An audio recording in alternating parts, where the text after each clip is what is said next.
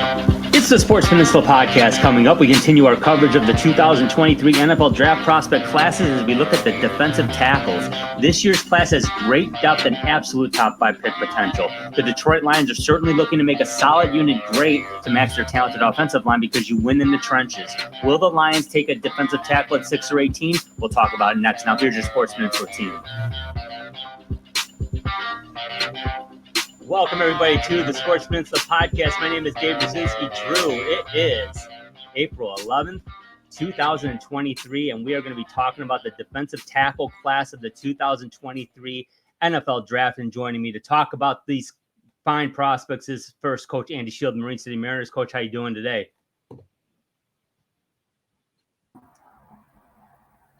Gotta get you unmuted, Coach. That's what I get for listening to you the first time. How you doing?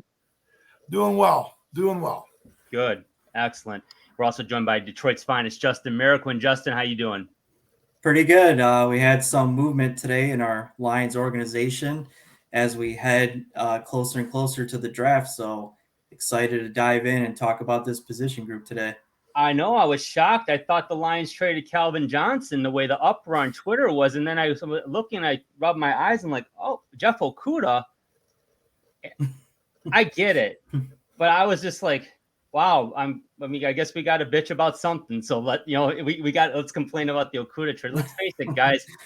I mean, $11 million cash hit, $5.6 million cap hit, and he's so good, you felt the need to sign 3 others to backfill spots, including one of his. It's time to go. I wish him success, but really disappointing performance for a number 3 overall pick. Who knows? I hope he's successful in Atlanta. I don't wish anything bad on the guy, but I totally get the trade. I mean, I feel bad. I bought in when they took him. I was like, okay, I'm all for this. We've got Matt Stafford. I don't care about the rumors he might want to leave. That was a year before he actually said that. It's like, let's improve the defense. Let's win. It didn't happen. Oh, here we are. So I don't know, Coach, what were your thoughts on the trade? Yeah, I was shocked as everybody. I mean, it just didn't expect it. I mean, not shocked that so much Jeff Okudah was moved. I mean, I'm not at all. I mean, he was a pretty silent partner this past year, minus the pick 6 versus Justin Fields at Soldier Field. A lot of hiccups too. He had a couple of things out of the gates. He did okay, but then the struggles continued, and I'm not quite sure exactly what it is. I'm just like you had said, I wish him very, very well. It did not work out here. Very, very clear and presently, it did not work out here, and I think. The Lions were very willing to cut losses. And like you said, there's a little bit of an expense to this. But at the same time, also, it's a fresh start.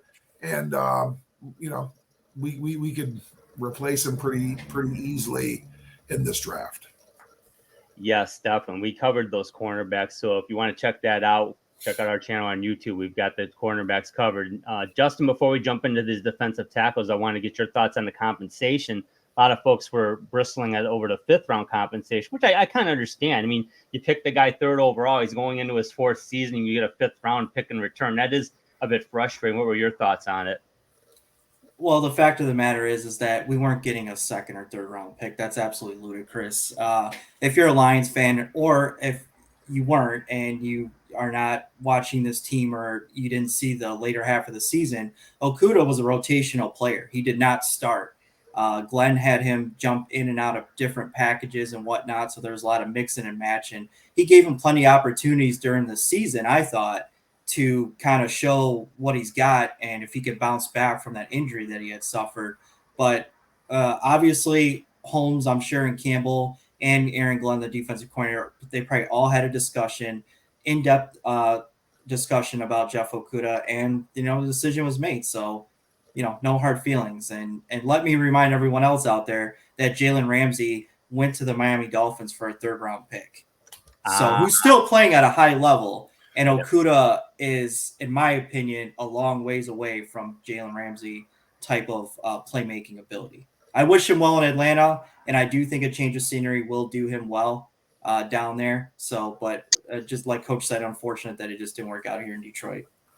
Well, you look between the three studs off of that team, that secondary players. You had Ward, Arnett, and Okuda. Denzel, or he's hanging tight. He's pretty good, but Arnett's out of the league, and Jeff, he's probably got another. I would say, I mean, really, this season's pretty telling. It's pretty telling. He may find himself playing in the spring. You're right. I mean, there's a lot that could happen with him. He could have a resurgence, in which case he'll likely hit the market, because I doubt Atlanta will pick up his fifth-year option prior to May 21st. So if he has a resurgence, he's going to go get another contract. If he doesn't, like you might be right, Coach. I mean, he's had his moments. Like you said, he had a pick six against Fields. He shut Justin Jefferson down this year. And yet, to your point, Justin, he lost his job 3 quarters when that defense started really playing well. He was rotating in and out. He wasn't starting. So, I wish him well, but we move forward. And Coach, like you said, it's now it opens the door. Could have make some happenings in this draft too. Well, let's talk about the defensive tackles, gentlemen, and really want to get into this because this is an exciting group of talent. And Coach, I'm going to start with you, and we're going to go to our first guy, and a lot to talk about here with Jalen Carter, the junior out of Georgia, not only on the field, but off the field. Let's talk about what you like about Jalen Carter, Coach. Well, he goes in at 6'3", 310, but plays bigger. He plays bigger than 6'3", 310. Like somehow 6'3", 310's not very big. That's plenty big. But his hand size is that of Michael Roberts, the former tight end out of Toledo that the Lions drafted a few years back. I do remember. His hands were an NFL football, which is a big, big item. Trust me, I get to handle these things from time to time. They're big. They're big. Could fit in the palm of his hand. So he has a grip strength and a grip, a grip torque that is just off the charts, and nothing like it in this draft. Out of high school, I mean, he was that guy. He was that defensive lineman. He was kind of heralded as the next Warren Sapp coming right out of high school. People were talking about him being a Heisman candidate as a defensive lineman. One day, that's and he kind of is one of these prospects, like many, that has kind of, flicked the switch. He's triggered and made his plays. He's considered to be the best defensive player on Georgia's last 2 championship runs. I think we've talked about a fair number of prospects that have been drafted. Just a few. University of Georgia. I think we talked about quite a few defensive players this year and last. And he's heralded by most accounts, including many of the Georgia coaches, as the best defensive player of the bunch. Like I said, the torque and grip strength that he can generate, he is as heavy-handed as you're going to ever see. And that's as a rookie. I mean, we've had some guys be able to deliver some thuds with hands. Reggie White was a big-time puncher. James Harrison, big-time heavy puncher with the hands. This guy can generate that kind of torque and then some. He's excellent on playing double teams. He can gap anchor. He can split blocks. He's just a stonewaller of offensive line. Absolute stonewaller. And he's going to do that pretty much bright and early when he enters this league. He's flexible. He's athletic. He's got that versatile power and finesse kind of to be also a pain in the pass rush too. Not just going to bull rush you and try to, steamroll himself upfield. He's going to be able to do some things and cross over and be a little bit more finesse style too when it comes to put on a pass rush. Jalen Carter is the real deal. Let's take a quick look at Jalen Carter here. We got a clip against Mississippi State, and he's number 88 in the middle, and you see him just twist on that guard And that thing was done and over with pretty quick. That was one of those ones. He raced the hip. He raced the hip of this guard right here. You see me beat him right underneath, raced that hip, got that right arm underneath, ripped under, and there he was making that play. And that's something that, that's not an easy play to make. That is not an easy play to make. And that illustrates that hand strength you were talking about too, man. He puts his hands on the quarterback and just ripped him down. I've seen many examples of this. I don't think there's any doubt. On paper, on tape, Jalen Carter is one of perhaps the best player in this draft, but there's a few issues. And Justin, I'd like you to touch on some of these, if you will. What are your concerns?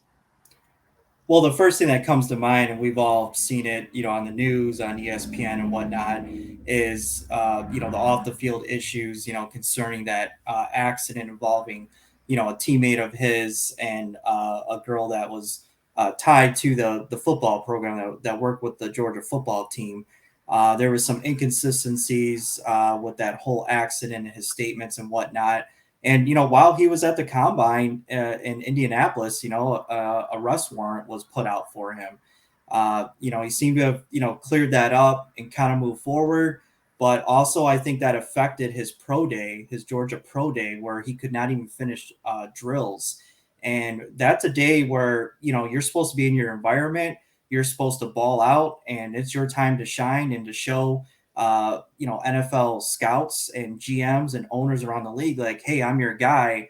I'm a no doubter. You need to pick me up or someone else will. And he could not do that. He couldn't even finish drills. So that is concerning of me to see where his head's at, get inside his headspace and kind of see where he's at, mentally. Obviously, he's a physically gifted athlete and a talent, but in between the ears, I think matters a lot in the NFL, especially, you're no longer, a kid per se. You could still be age-wise, but you're playing with the big boys and men, and you need to have that clear-headed, space to do your job and to perform at the best of your ability. So that would be my biggest concern and a red flag. Other things that we're going to touch on here is he needs to develop more pass rushing moves. He likes to use the club and the swim a lot, and he can get away with that. Like Coach alluded to, he plays bigger than his frame, 6'3", 310 pounds.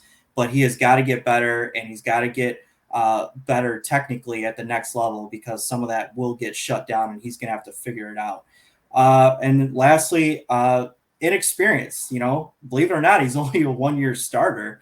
But, you look at that and then you look at the tape, you say, wow, what would have happened? This guy was 2 years in, 3 years in, like Coach said, you're talking about a Heisman Trophy candidate at the defensive tackle position.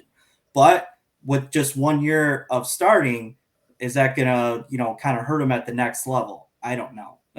Like I said, we're going to have to wait and find out. And, but the biggest red flag for me is just where's his head at? We've seen the tape.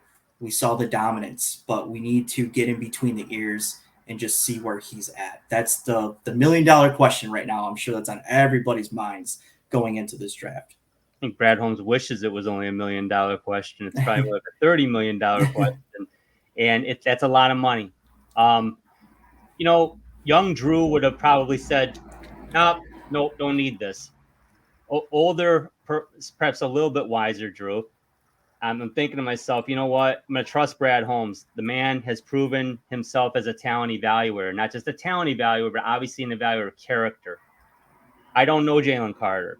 I know what the media said. I know media says a lot of things. That's why I don't watch a lot of it anymore, because it's too much.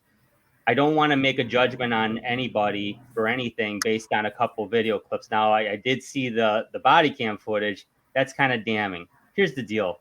And Coach, you brought it up. He's hailed as the next Warren Sapp. I would hope and really would love it if a Warren Sapp would reach out to this young man, because Warren Sapp did this at a high level, Hall of Fame level.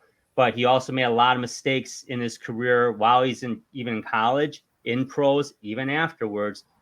But he's got a lot of street cred. It'd be nice if a guy like that would reach out to him and say, hey, young man, don't do what I did. There's a way to go, and this, I made some mistakes. Don't go down that path. But Brad Holmes, Dan Campbell, Aaron Glenn, Chris Spielman and company are going to figure that out.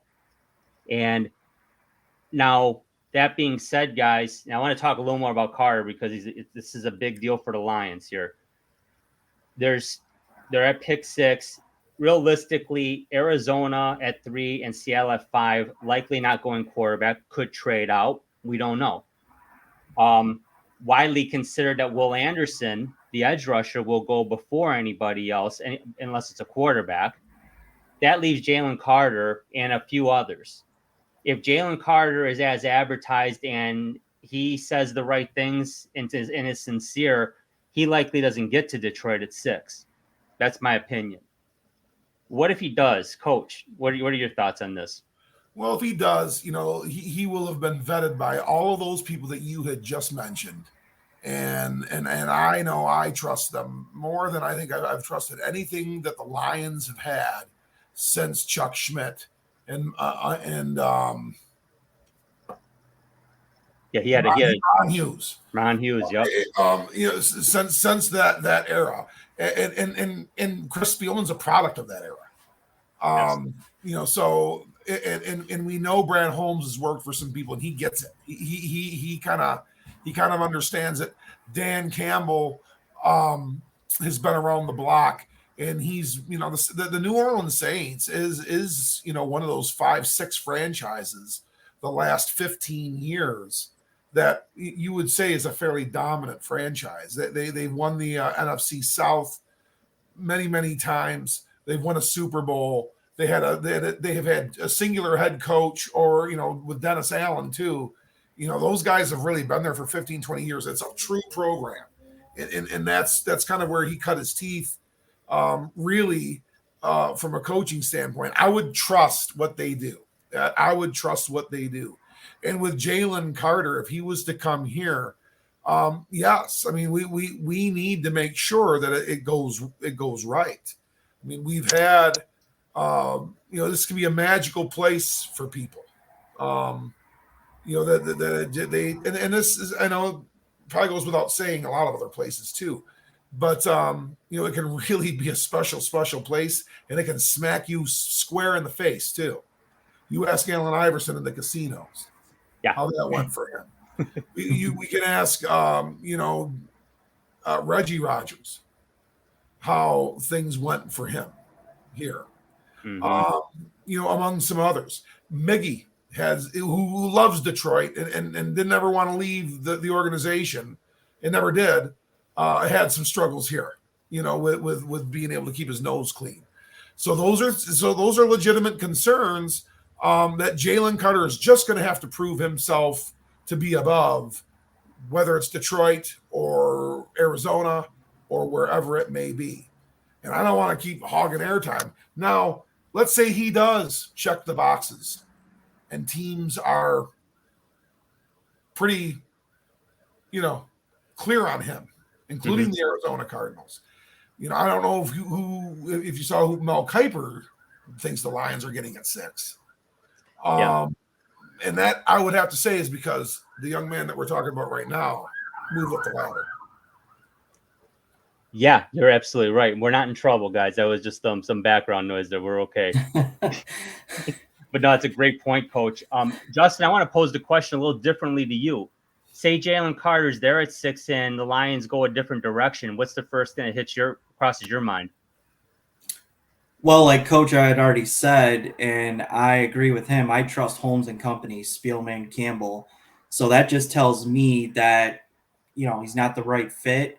And like I just talked about with the negatives on him, maybe, his headspace is just not there. He's not giving consistent answers. He's not being honest. He's not being very truthful. And, these coaches, GMs, anyone, scouts, they can all pick up on that. So if he's there at 6 and the Lions elect to pass on him and go a different route, then that just tells me all I need to know. And that should tell other teams too. That should raise a red flag as well. That's not gifting you a player. That's letting you know, hey, whatever else you had on your board, you should probably look at that and maybe pass on this guy. Yeah, I mean, I agree with you guys. Here in Detroit, we have an affinity for Steve Yzerman, the Yzer plan. The Red Wings are rebuilding, and we trust Steve Yzerman. Very, very little negative social media or anything like that towards Steve Yzerman. There's not a lot of narratives that are negative towards him yet. And Troy Weaver is up. I mean, as bad as the Pistons have been, he's overturned that roster completely. Like 3 different times. He's the dream leader. Yeah. I mean, Coach, I think you told me we have 11 first-round picks on that team right now. That's like unheard of. We're going to have 12. Yeah, we're going to have 12. Because we're going to have one of the top 3 picks in the draft. So I mean, I'm going to trust Troy Weaver too, because he's made some decent personnel moves. It just hasn't translated yet. I put Brad Holmes squarely in that conversation ahead of Weaver. Even, I mean, what he's done in 2 years in Detroit and what this team did last year, he's got my full support. Because I don't know. I mean, a lot of people have knee-jerked and said, "Screw it, just draft me. He's a great player." And then a lot of people have said, "Screw him. He's not worth it."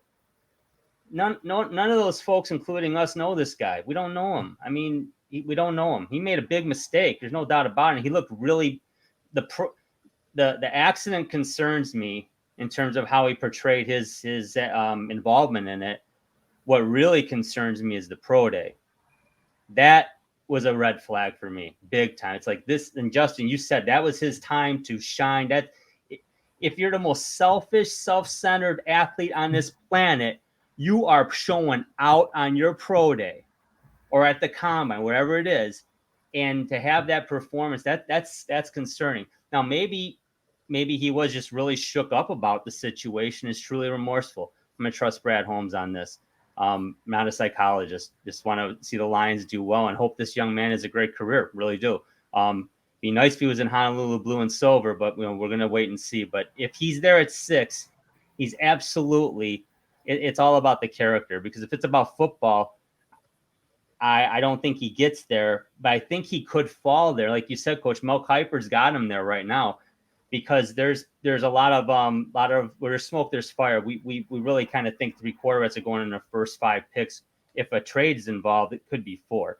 So that gives the Lions a greater chance of getting a guy like Jalen Carter. But guys, there's other defensive tackles in this draft, and we're going to talk about another one right now. Bryan Bresee, the redshirt sophomore out of Clemson, and this guy, Bresee,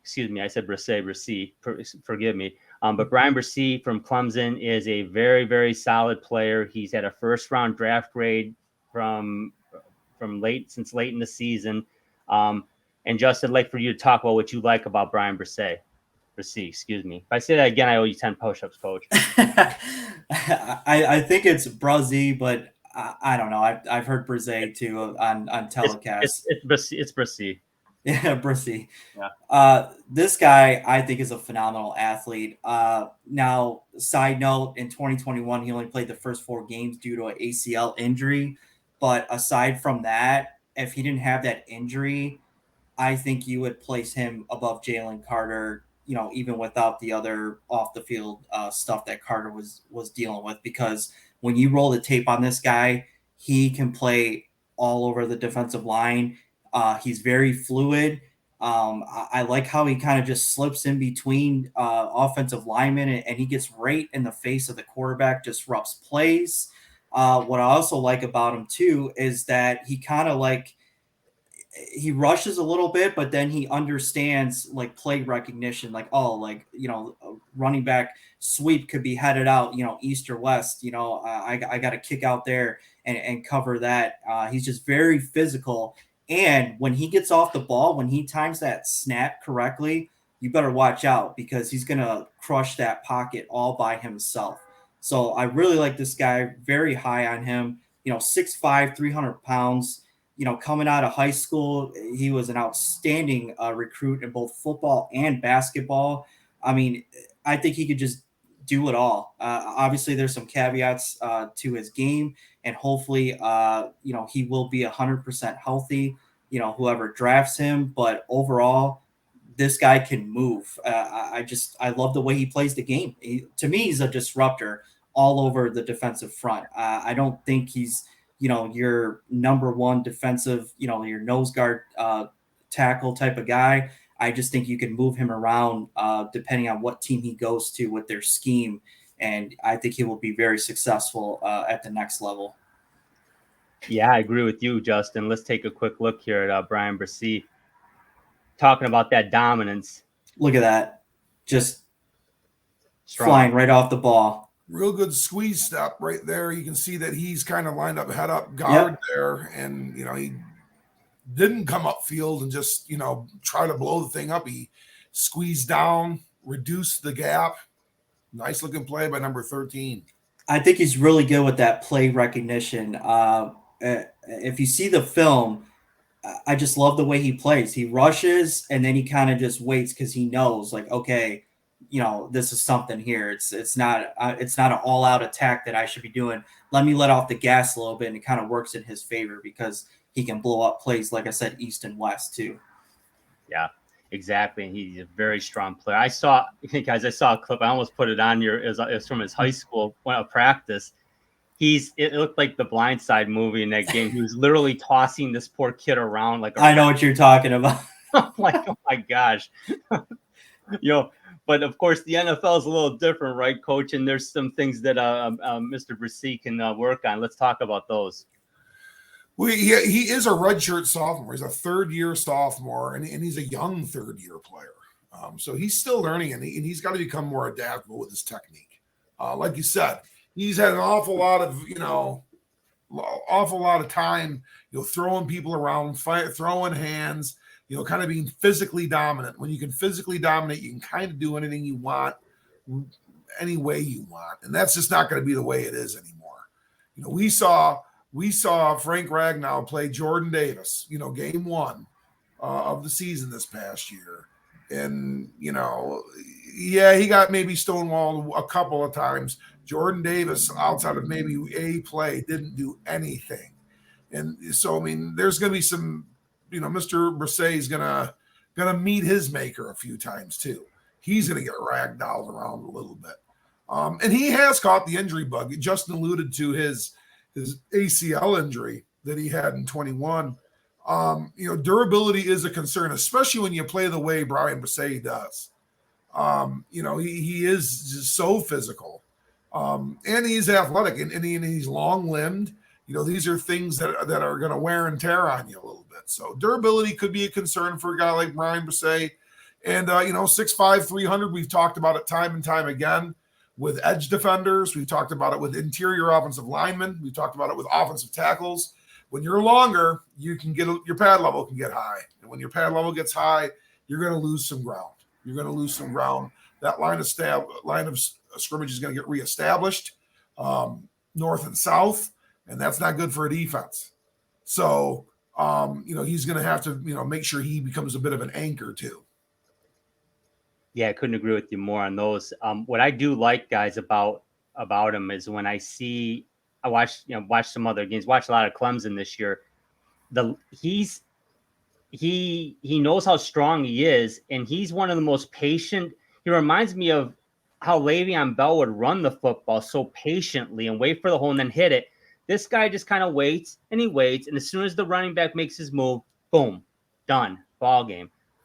That's impressive. But I would agree, Coach, he's got to work on those things because you're not going to manhandle NFL linemen. It's not going to happen, at least not initially. Now, he may get to that point, but not in the first game. Like you mentioned, Jordan Davis is a good example. We watched tape on that with Ragnow, and it was really eye-opening how Ragnow really did dominate him. And Ragnow's a great player, but that's also that's a veteran versus a rookie too. But Bresee is a guy. He's going to be around there at 18. If he's there and the Lions passed on Carter or Carter was already gone at 6, is this a guy you guys are interested in for the Lions? I'll start with you, Coach. I'm interested. I'm interested, but I'm not sold. I think, it depends what we do at 6 to a certain degree. If somehow it's Anderson, then I don't think I am looking or if it's Carter, obviously, we're not looking at another defensive tackle at 18. I don't believe. If it's a defensive back, then or if they really wild carded, and went B. John Robinson or something like that, then okay, then yes, I think it's on the table because he is versatile, even though he kind of like projects as a true 3 technique, which is we saw him playing the 3 technique, which really is lining up on the outside eye of the guard, kind of in between the guard and tackle, what they refer to as the B gap. That's really probably his predominant position in the NFL, but he has played some of the nose guard 0 and 1 techniques. He's played outside the offensive tackle and a kind of a hybrid edge defender as a defensive tackle as well. So, I mean, he has that kind of versatility. I would certainly be interested, but I'm not 100% thinking that, Bryan Bresee is, an automatic as far as fit. Well, guys, let's talk about our next candidate who is going to be in play likely at 18, maybe not.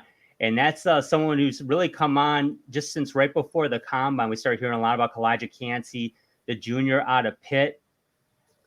Coach, a lot to like about Calijah Kancey. And by the way, Aaron Donald went to this school, and I think he plays the same position, and they're actually pretty similar physically. What do you like about Calijah Kancey? Yeah, that's a great intro, Drew. He is like physically and really play style a clone of Aaron Donald. He's 6 foot, 275 pounds. We just talked about a guy that was 6'5", 300, another guy that was 6'3", 310. And this is going to be the only 6 foot, 275 pounder that we're probably going to talk about tonight. I mean, that is not very big anymore, folks. I mean, Craig Ironhead Hayward was bigger than that as a running back. So, I mean, this is, rest his soul, the great Kentucky Wildcat, the hefty lefty, Jared Lorenzen, a little bigger than 6 foot, 275, and he was a quarterback. Mm-hmm. He's built leaner than like Prince Fielder. I mean, he's kind of a different size cat for a defensive tackle. But that really works to his advantage, and it really works to his advantage in all facets. There's a lot of coaches, that like smaller, shorter defensive tackles. You have automatic leverage. You're underneath pad level. You have that advantage, and that's a natural thing for him, and he really knows how to use that. He knows how to use natural leverage, which you have to be at his size. But he plays with plenty of power, despite being of a more of a diminutive stature in regards to football's concerned. Extremely physical and tough. You have to be, and you have to be to play this position. But he is those two things, every bit of it. Real slippery and flexible. Plays with great balance through his leverage points, and that's what Aaron Donald does so well. Aaron Donald is just phenomenal with it. He's real choppy like that and real quick. Aaron Donald's a wizard with his hands. He's, I believe, a 3rd or 4th degree black belt. Calijah Kancey's got the feet that work a lot like Aaron Donald's. The hands come with it. Then you're talking about a similar player. He's a gap penetrator. He's not someone that's going to anchor and sit.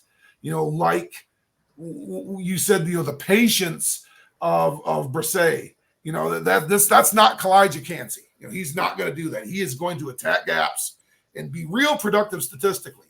Bresee could end up having a real good impact on the game and maybe only get 1 tackle or 0 tackles. Calijah Kancey, if he didn't get any tackles, it means he was blocked all day. He's a guy that's going to just kind of have some statistics, which is good and bad. Real hard and hot motor, violent, angry, disruptive player, both pass and on the run. Extremely, extremely productive with the Pitt Panthers, with Coach Pat Narduzzi. Calijah Kancey's a real one, probably going day one at 6 foot, 275 in defensive line. Yeah, he's impressive. Let's take a quick look at a clip here. Here he is. I believe that is against the Clemson Tigers. Yes, sir. And, again, you saw that there was supposed to be a stretch play, power O. There he is at the, playing right in the middle. Look at it. Split that. That's what he talked about. He split that gap right straight up the field, nowhere to go. And that's that leverage and be able to kind of get underneath and penetrate gaps. Right there is a perfect example of what Kalijah Kancey can do against an elite football program. There is a lot to like about Kalijah Kancey. There are some buyer bewares here. Justin, like for you to touch on those. What are your thoughts? Well, the elephant in the room is the size. Yes, like Coach alluded to, being 6 foot, 275 pounds, even 10, 12 years ago, that was a pretty good size, especially, at this position.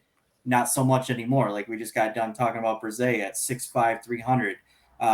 These other, Jalen Carter,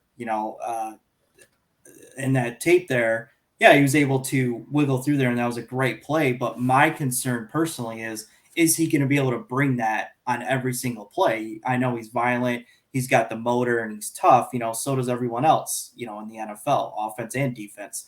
Will he be able to, bring that every single snap and be productive? That's the concern I have with his size. Also, second one, he's got to play with near perfect technique in order to maintain his ground and his stability. Otherwise, you're going to get swallowed up. Say, you're going against like our own Detroit Lions offensive line. Is he going to be able to, just bust through there and do whatever he wants?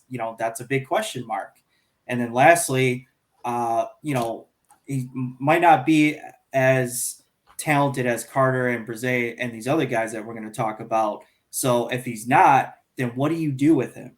Is he going to be scheme specific? He's not going to be a every down guy. You're going to have to plug and play him in certain situations. I could see two teams that come to mind that kind of do similar stuff like that is the Pittsburgh Steelers and the Baltimore Ravens. They're known for that, just having smaller, undersized guys, and they have the right size guys too, but they're very scheme specific and they switch it up during the game. So he could probably thrive in, environments like that, but I don't know about being an every down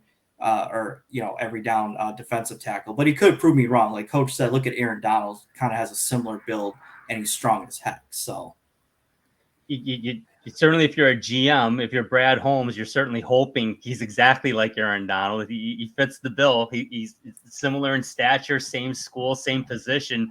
You'd like to think that. I think that's a stretch to put that on anybody, because Aaron Donald's one of the best defensive tackles we've seen in his generation. He's a great player. He's a Hall of Famer. I would say I get the concerns, and if Kancey can't play every down, then someone's going to have a sad face if they take him in round one, if that's the case. I think he's going in round one. Personally, I really like him a lot. If the Lions go a different direction at 6 other than this position, he's definitely going to be in play if he's on the board. I've seen him mock just ahead. I've seen him go as high as 12. I've seen him mock just after Detroit too. And in those cases, they got an Anderson or a Carter at 6. I think Kuiper, I didn't want to mislead anybody. Well, Kuiper right now has the Lions getting Will Anderson and Bijan Robinson. With Jalen Carter going, where did they coach? Where did he have him going? Was it at 9 to the Bears? Yeah. Yeah, that's been the consensus, as low as Carter is going to go. He could go as high as 3, but likely between 5 and 9. So basically between Seattle, Detroit, and Chicago. Certainly the Raiders would be in play for that too. But Kancey, he's an interesting guy, man. I really do like him a lot. Time will tell very quickly whether he's going to be the real deal. But I tell you what, if someone gets Kalijah Kancey in the mid to late first round and he's all as advertised, look out. That's going to be a hell of a pick. We got a few others to talk about, guys. It's been a fun draft class to talk about. Gervon Dexter Sr., redshirt sophomore out of Florida. Justin, this is a guy, he's talented and he's strong. Let's talk about him. What do you like about him? I have to lead off with what do I don't like about him. I mean, I love this guy. I mean, just watching the tape on him, go watch the tape on LSU and Kentucky, where he busts through the line and just manhandles, Will Levis, who could, go during the first 4 picks of this year's draft. But I love Gervon Dexter Sr., great size, 6'5", 318 pounds, 3-year, starter at Florida. And what I like about him, kind of like what Brazil does, but I think he does it better, is his fluidness on the line of scrimmage and the way that he can move. Men of his size, especially in the NFL, should not move like that. Very good side to side running. He can, bring down defenders, one handed almost, and then he gets right in the quarterback's face and disrupts the quarterback's line of sight. If you go back and watch, the LSU tape, he gets right in the face of the quarterback, throws a pick. He's just a huge disruptor at the line of scrimmage, batting balls down. He can actually track the ball too in the air, come down with it. He's done that too at the University of Florida. I just really like his versatility on the line of scrimmage. I think that's what he does best, better than some of the guys that we've already talked about. And I'm very high, like how you're high on Cansey. I'm very high on Gervon Dexter Sr. Let's take a look at what you were talking about, Justin. We got a small clip here. And just the pursuit. Yeah. That's against Kentucky, like you had mentioned. Yep, just the physicality. Look at that. Speed. Just lightning. Look at 77. I mean, that's not going to be. I don't think it's that offensive lineman's draft clip that he. No, I didn't mean to posterize anybody, but Dexter looked really good in that play, and that's the example of what you were talking about, no question. He's a guy that, on paper you're like, okay, but then you watch the film and then you get higher on him, as I did. I don't know about you guys, but that's what happened to me. On paper, whatever. You watch the film, and for me, his stock rose once I watched the film, and I said, this guy's unbelievable. I think NFL scouts and GMs are well aware. I think, like me as a fan, I've been engrossed in the Jalen Carter situation, and I'm also keeping an eye on the two guys we just talked about. And Dexter hadn't been on my radar much, but watching more film and watching some game clips, man, he's something else. But Coach, there's some issues here, some things we could clean up. Let's talk about those. What are your concerns about Gervon Dexter? Well, he's shown some inconsistency with what's referred to as his effort differential, which is kind of, as a game goes on, there's kind of a numbing, kind of almost like a stalemate process to it, sort of like the middle rounds of a fight, sort of like the middle miles of a race. There's just kind of like a pace that goes to it. And, the elite ones play at a high level at all times. There's times where guys can float and disappear. And that's kind of what we're talking about with Gervon Dexter's effort differential. There's times where he just kind of ghosts out. And, that's something that obviously, GMs and coaches are not going to want to see. Plays with a rather consistent high pad level. Not a good thing. Not a good thing on the interior line, whether it's offense or defense. And that's 6'5", 318. That's something that is, a little bit to be expected, that we're going to get a little high in our takeoff out of our stance. But Gervon's been a little too consistent with it. And as a result, he's been displaced through double teams. He's went on a ride a few times. He's been pinned back a good 3 to 5 yards on double teams. He's been leveraged by real good technical offensive linemen. These are things that are going to happen to him and are likely going to happen to him in his rookie campaign. Justin's absolutely right. I mean, he's a phenomenal talent that can do lots and lots of things as long as he keeps that switch turned on at all times. Because when it's off, it really is off, and he can look, almost silly as well. Oh yeah, that's gonna be a big red flag, and I'm sure that's gonna be vetted out in the interview process as well. But you cannot do that when you talk about high effort, high motor. Every time we talk about elite prospects in our draft coverages, you always hear those terms. So when you see this, it's like, ugh. But man, I'll tell you what's on tape's legit. I see him going anywhere from later first round or early second round. I think there's like a 15 pick window there, maybe, guys, like between 20 and 35, maybe between 25 and 40. I'm not sure, but right in that area, I could see him going. I cannot imagine him slipping too far into the second round. And I think that would be a lot because of just other positional needs from other teams. And in that situation. So if he was coming out last year's draft, he might have been a first rounder slam dunk with only one quarterback being taken in their first round. Opens up a lot of opportunities. Definitely like this guy, though. He's going to be something special in the NFL for sure. This is going to be fun. We're going to talk about Mazi Smith, the senior out of Michigan. This is going to be a good one. And this is actually, sadly, amazingly enough, this is our 10th prospect class we've talked on. We have not featured a player, I don't believe, from any of, at least from Michigan or Michigan State. We've talked about some other potential prospects, but Mazi Smith's our first one here. Coach, like you to start off. Let's talk about what you like about Mazi Smith. I know you saw a lot of them.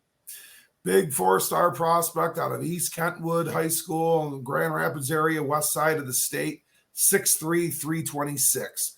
He's arguably the strongest interior defensive lineman in the draft and one of the strongest players in the draft. Extremely, extremely, extremely thick, strong, massy type player.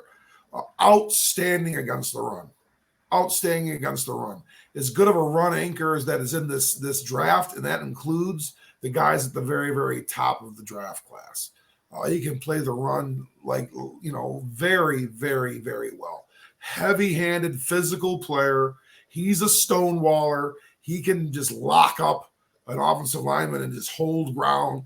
He can maintain two gaps, which means he can be responsible for what's right over the top of him, what's directly to his inside, or even right across his face as well.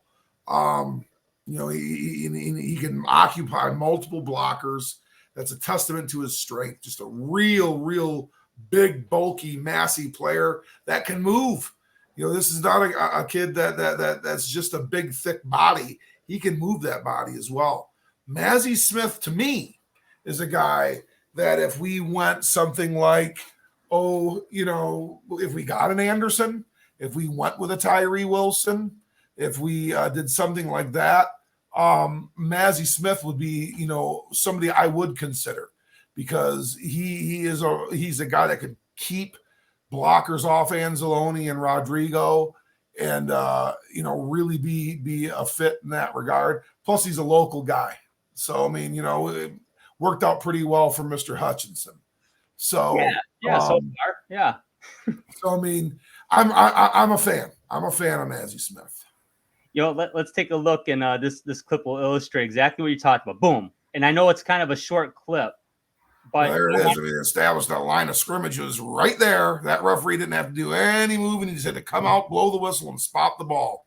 But look how quick he came off the ball on the snap. As big as he is, unless he knew the snap count, that's how his anticipation. That was pretty impressive. He sliced through there.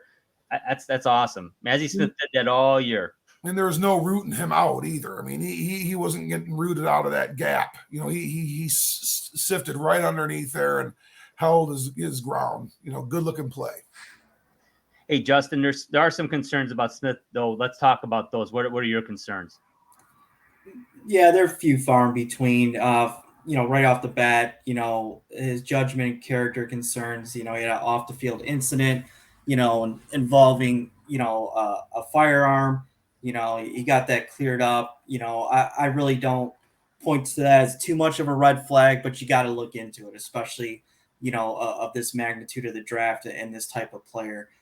Second thing, he's going to have to figure out, like I said, he's a big body, 6'3", 326 pounds, but he's going to have to learn how to utilize it a little bit better at the next level, because when you go up against, good, pass blockers that can shut down, guys of his size, he's going to have to go to a toolbox, and figure out, okay, well, how do I do this? Because I'm getting shut down with my go-to that I used at Michigan.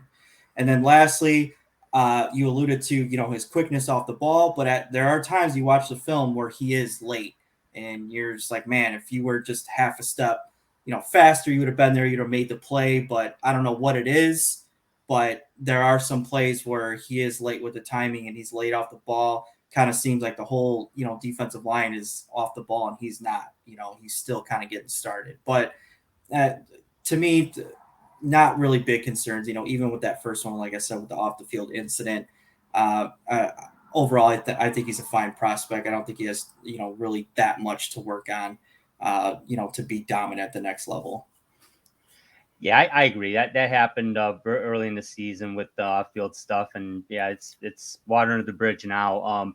But Coach, with Justin touching on that, where he can be late, and we have a clip where he's very great. Did a great job of anticipation. Does he maybe rely on that too much? Is that something you can fall into as a lineman? Well, as a defensive lineman, you want to rely on your eyes, not your ears. And if you get and I would like to think that at the highest levels, they're not going to get into a cadence rhythm where they just, it's on one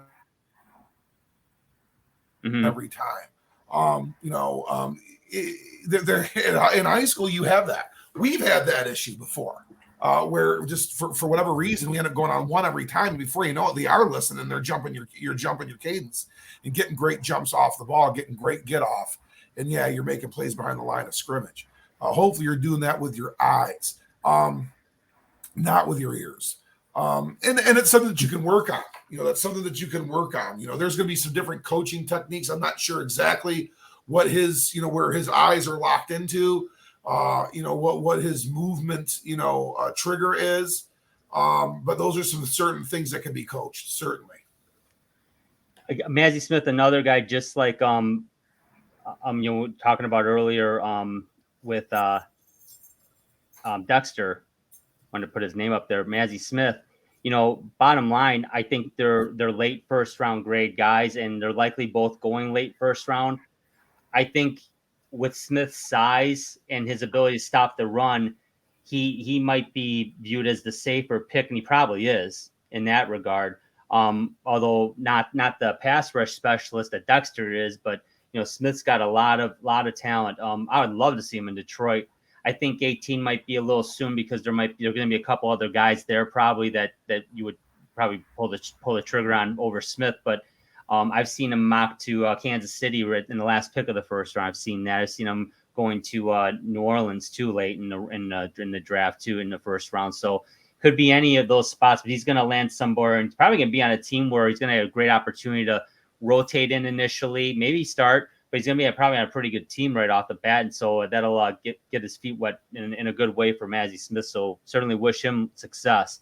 Let's talk about our last prospect, Siaki Ika, the junior out of Baylor. And this is an interesting guy. And I'd like, Justin, if you could start out, talk about what you like about Ika, because, man, he is a big dude. I love Ika. This guy, let's look at the tail of the tape here. 6'4", 358 pounds. No, that is not a typo. No, did they not round up? That is what he weighs, and he plays every bit of that 358 pounds. He's a transfer from LSU. He was on the 2019 championship team. He transferred over to Baylor, where he kind of just fit right in. Got all kinds of awards in the Big 12 and whatnot for his position and his play. He will blow up gaps. I mean, you better at that size, and he does. And for how big he is too, he's pretty nimble, and he can move around. He bats a lot of balls down at the line of scrimmage. If you watch the film on that, he did that, pretty frequently throughout the season at Baylor. And he's just really good at controlling what's in front of him, and he could just crash that line. And like I said, he can chase down a quarterback, or he can kind of get him towards the rest of the defense where they bottle him up, and the running back as well. I mean, he just carries linemen literally on his back. He's just busting through there. So I really like him. I'm very high on him. Obviously, he might go probably late, first round, but I don't see him getting, past, the middle of the second round. I think he'll be gone way before then. Just his size alone and what he can do. I mean, that's just a home run hitter for me. Yeah, let's take a look at him real quick. He reminds me so much of Nada, or even yes, yeah, yep, absolutely. And here he is again. This is against West Virginia here, and just straddles that's the line. 358 pounds. stopping like that and coming back and making the play. That should not happen with a man of his stature. No, it shouldn't. There's a lot to like about Siaki Ika on tape. There's no question. But, Coach, there are some concerns. Let's talk about some of those. What are your thoughts? Well, when you really get into the speed and space and tempo offenses, a TCU, if you will, what Dana Holgerson does down in Houston, some places that really, really, like kind of like what, Chip Kelly likes to do at UCLA, really what he did do at Oregon, just run plays at a high tempo. He yielded quite a bit of playing time to those guys. The Lincoln Rileys of the world, it did not go well. And he did. He had to come off the field. He's not as versatile as some of these defensive linemen we talk about. Brisset can play up and down the line. Carter can move around a little bit. Cansey can be moved around a little bit.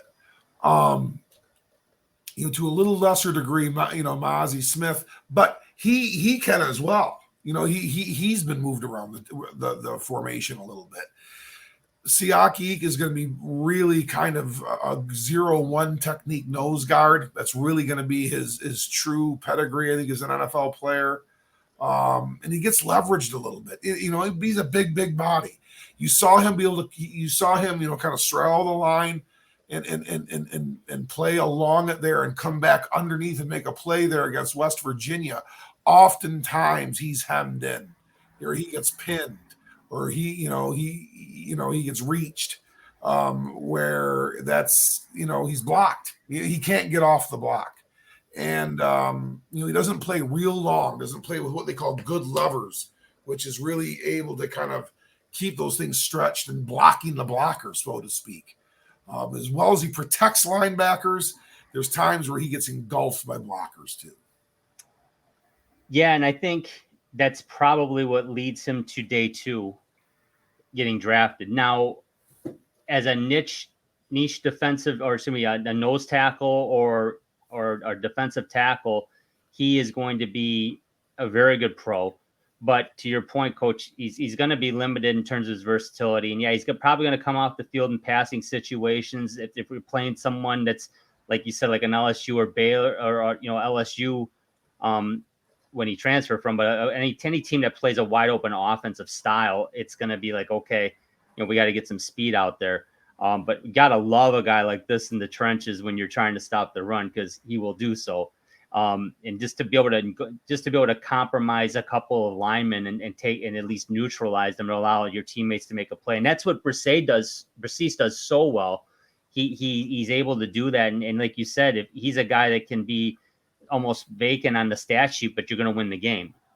Where a guy like Cansey's he's probably not making an impact if he doesn't have the stats. So Ika's one of those guys. His impact won't be on the stat sheet. There's no question about that. But what a talent. What a talent. And let's look at some of the other prospects, guys we want to talk about before we wrap this one up, because there's a lot of talent in this group. Who do you like? A couple guys out of there, Coach?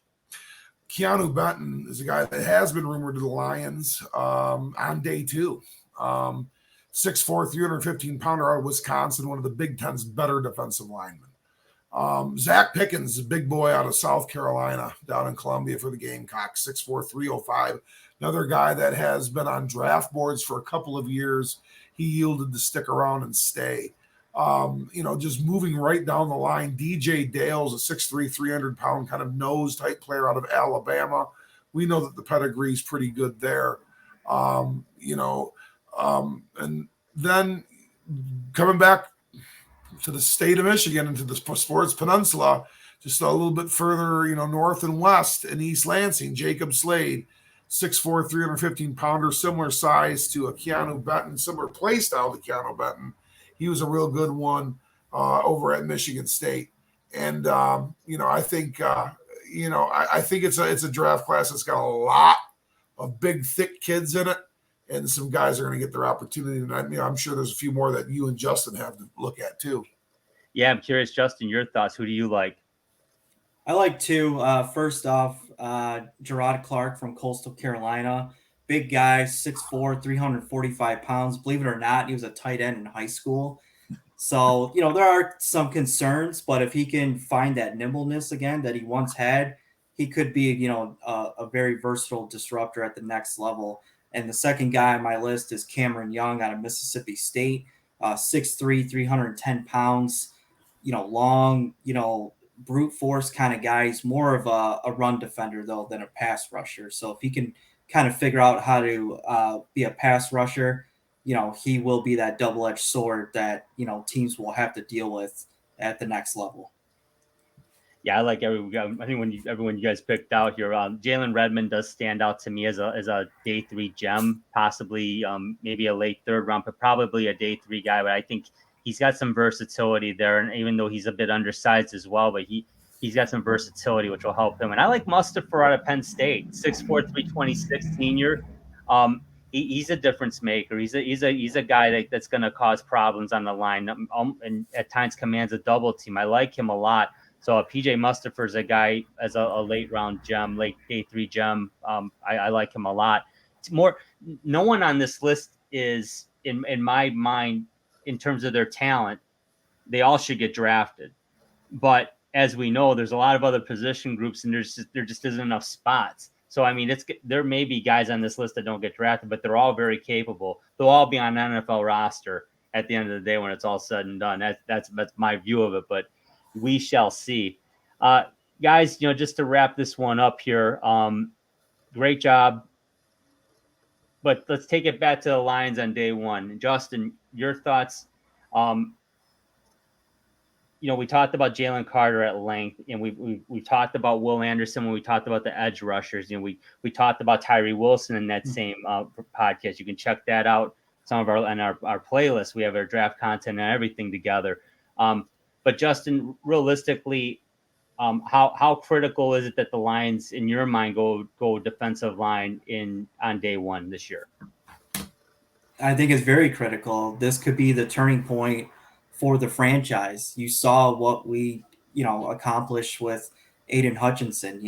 At first it kind of looked a little rocky, and then he found his groove, and he was that, quintessential disruptor that you want in an NFL franchise. James Houston, another guy that, was, waived and, sent, cast out, brought back on the practice squad, made the team. And you saw what he did on Thanksgiving Day, against, Josh Allen and the Buffalo Bills. So adding another crucial piece of that with the defensive tackle, and you just said it, you're talking about guys that are going day 2, day 3, on and on all the way up to the 7th round that are probably going to be taken off the board. So it is imperative, I think, that we grab a defensive lineman to solidify this defense. Coach, your thoughts? Potentially going. Oh, I'm sorry, Justin, you cut off. I apologize. I'm just saying, if Aaron Rodgers, and it sounds like he is going to leave and he's going to be a New York Jet, now is the time to strike. Yeah, definitely. Coach, your thoughts on this? Is it critical? Yeah, it's critical that position group be addressed and strengthened. It's not as obvious as we might think. We went and evaluated Tyree Wilson too as an edge player, and unless we forget, he plays a lot of reps and out and inside as well. Yeah. So I mean, we have other options too. If Jalen Carter is not there at 6, or Will Anderson somehow is there, that would be tough to pass up there. But that being said, I think there's opportunities for the Lions to strike in this position group, and get a protector like a Siaki Ika or a Mozzie Smith on day 2. I think there's going to be, and among others, Keanu Benton and some of these other players that we just talked about briefly. There's the 18th pick, which is, where Kalijah Kancey, Brisset, we've talked about those kinds of prospects there too. So there's going to be plenty of opportunities to upgrade the defensive line, something that I know Brad Holmes and company are going to do. You build the trenches. They had a very good offensive line, and Brad Holmes still drafted Penei Sewell, and now it is, I would say, I'll put it up against any line in the NFL. Let's call it the best line in football. It is what it is. Now they have a talented young defensive line that showed a lot of promise in the second half. I have no problem with them making that unit great. And to have both your lines mentioned in the top 10 in the NFL, you're probably going to the playoffs, and you're probably doing some damage. I mean, this is what it is. The game is won and lost in the trenches. I mean, I know there's other players that make a difference, but that's just so critical. And correct me if I'm wrong, Coach, because I know you know. I know you know. Hey guys, it's great. It could have been said any better, Drew. So on that note, I'll drop the mic and we'll walk out of here. Thanks everybody for watching and listening. We got one more position group to cover. I give you 3 guesses what it is, but you should only need 1. The draft is coming up on the 27th, and our first round mock will publish on the 25th. So we're looking forward to that. For Detroit's finest, Justin Merriquin and Coach Andy Schill, I'm Drew. Take care, everybody, and thank you for listening.